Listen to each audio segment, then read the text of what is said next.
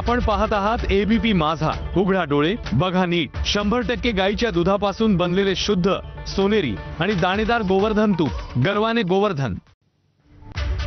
एक नजर टाकूया टॉप 25 बातम्यांवर।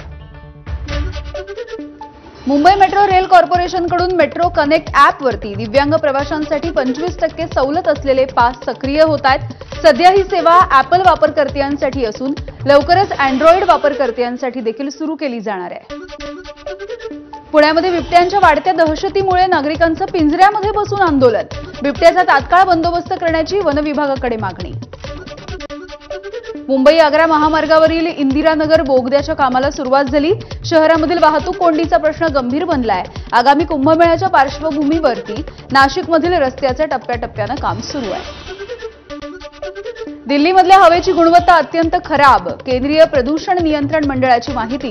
तर दिल्लीमधील 13 देखरेख केंद्रांनी गंभीर श्रेणीमध्ये हवेची गुणवत्ता नोंदवली आहे।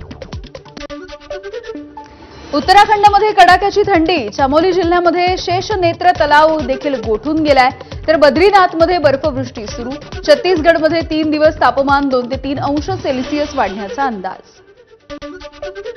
पंतप्रधान मोदींनी काल जोहान्सबर्ग इथे झालेल्या G20 शिखर परिषदेमध्ये सहभाग घेतला।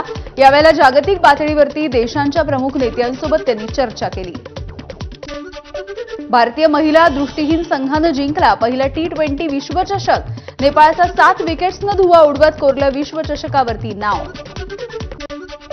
क्रांतिज्योती विद्यालय मराठी माध्यम या हेमंत ढोमे दिग्दर्शित सिनेमाचा टीजर समोर येतोय।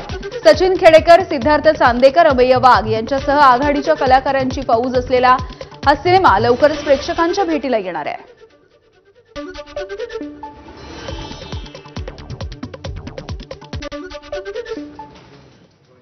आणि यानंतर आपण